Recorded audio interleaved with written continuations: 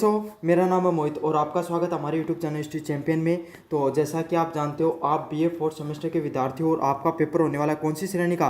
Minor श्रेणी का जो पेपर होने वाला है, जिसको आपको पता है पास करना अनिवार्य है। नहीं करोगे तो बैक रह जाएगी और अगले साल फिर से आपको इस एग्जाम को देना होगा और झोड़ो भर के 15-20 पेपर लेके कट जाओगा। लास्ट में ये इतना पेपर पास करना पड़ेगा। अब थान बेरो बहुत ज़्यादा पेपर होना का, तो अच्छे से पढ़ लो और ये पेपर ना भी पास कर लो। और पास कठिन कर लोगा यूनिवर्सिटी चैंपियन से पढ़ के ही पास कर पाओगा।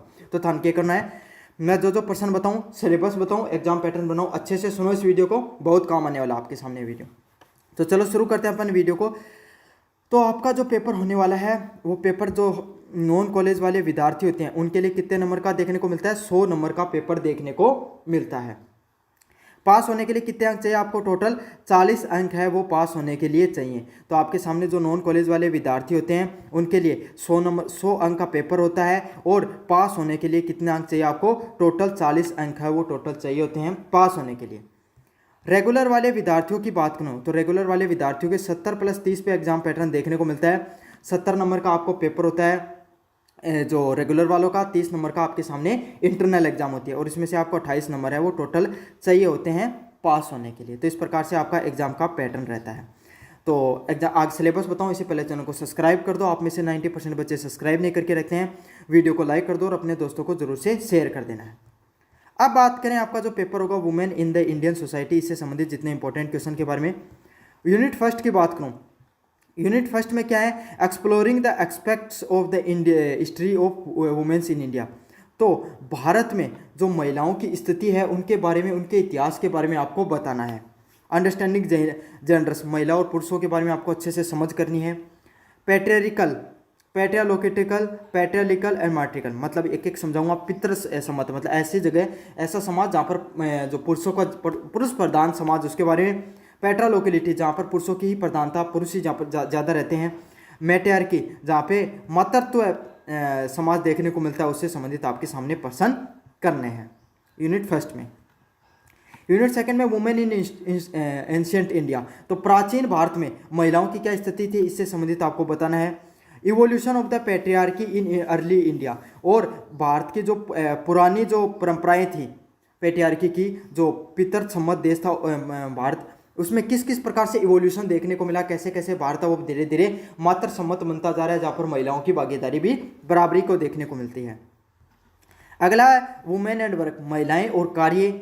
Voice from the Sangam corpus, तो संगम कॉर्पस के द्वारा महिलाओं को लगातार कार्य करने के लिए जो प्रयास किए गए उस पर आपको चर्चा करनी है। उससे संबंधित प्रश्न आपके सामने देखने को मिलेंगे यूनिट नंबर सेकंड से। यूनिट थर्ड की बात करें आपके सामने, वुमेन इन मिडेवियल भारत, मध्यकालीन भारत में महिलाओं की स्थिति क्या होती है।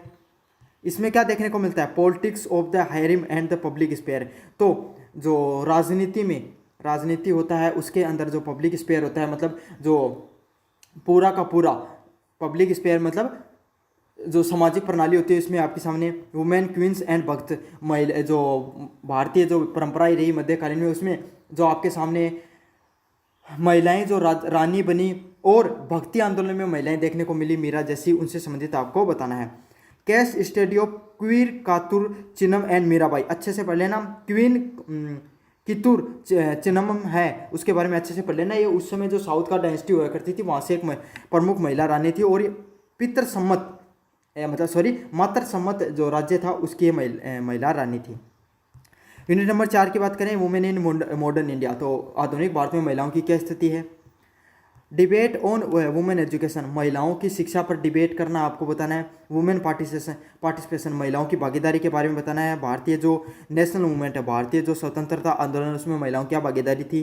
पार्टीशन, जो भारत पाकिस्तान के बीच में आपको जो पार्टीशन देखने को मिला। रिफ्यूजी एंड वुमेन रिहेबिटेशन, और जो रिफ्यूजी होते हैं, शरणार्थी होते हैं और महिलाएं हैं, उनको रिहेबिटेशन के रूप में देखा जाता है, उसके बारे में आपको बताना है। काफ़ी ज़्यादा इंपॉर्टेंट क्वेश्चन होने वाला है आपके सामने। तो यूनिट फर्स्ट से जो आपके सामने 3-4 मतलब 5-6 इंपॉर्टेंट क्वेश्चन है जो आपको अच्छे से पढ़ के चले जाने हैं, वो कौन से हैं देखेंगे अपन, और आपके इसकी सॉल्यूशन पीडीएफ टेलीग्राम चैनल पे मिल जाएगी। टेलीग्राम चैनल जोर से ज्वाइन कर लेना।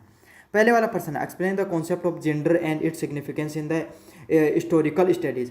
जो लैंगिकता है, जेंडर है, उसकी अवधारणा को और इतिहास अध्ययन की महत्व को स्पष्ट कीजिए। तो आपको जो लैंगिक है, जेंडर की जो अवधारणा है, उसकी अवधारणा को बताना है और उसके इतिहास में अध्ययन के बारे में आपको अच्छे से बता देना है। अगले वाला प्रश्न है पितर सम्मत, discuss the patriarchy, patrilineality and the patriarchy with the suitable example. पितर सत्ता, पितर वंशीयता और पितर स्थानीयता की उपयुक्त उदाहरणों के साथ चर्चा करनी है और उनको आपको बताना है। यूनिट नंबर 2 की बात करें, trace the evolution of patriarchy in early India. प्राचीन भारत में पितर सत्ता के विकास के अनुशीलन कीजिए। तो आपको सामने पैट्रियार्की है उसको अर्ली इंडिया जो प्राचीन भारत है उसके बारे में बताना है। Discuss the status of the womens in ancient India society. प्राचीन भारतीय समाज में महिलाओं की क्या क्या स्थिति रही है इस पर आपको चर्चा करनी है। डिस्कस करना आपको प्राचीन भारतीय समाज में महिलाओं की स्थिति के बारे में। यूनिट नंबर 3 की बात करें, examine the politics and the harem and in the relation with the public sphere. हरम में राजनीति तथा सार्वजनिक जो क्षेत्र उसके संबंध में आपको बताना है। तो मध्यकालीन भारत में आपके सामने महिलाओं के जो हरम देखने को मिलते थे मुगल साम्राज्य के द्वारा उसके बारे में आपको अच्छे से बताना है। Discuss the role of women in the work and the sphere reference of the Sangam corpus. Sangam साहित्य के संदर्भ में आपके सामने कार्य क्षेत्र में महिलाओं की क्या भूमिकाएं हुआ करती थी उसके बारे में आपको अच्छे से बता देना है। यूनिट नंबर 4 की बात करें, रानी कित्तूर चेन्नम्मम और मीराबाई के योगदान की विवेचना कीजिए। आपको क्या करना है, evaluate the contribution of the queen Kittur Chennamma and Mirabai. अगले वाला, write the note of women participation in the Indian national movement. भारतीय राष्ट्रीय आंदोलन में महिलाओं की भागीदारी पर आपको क्या करनी है, टिप्पणी करनी है। तो यह आपके सामने history of womens in India में जितने भी इंपॉर्टेंट क्वेश्चन होने वाले हैं सारे के सारे मैंने आपको बता दिए। आप जाकर अच्छे से पढ़ लेना। धन्यवाद।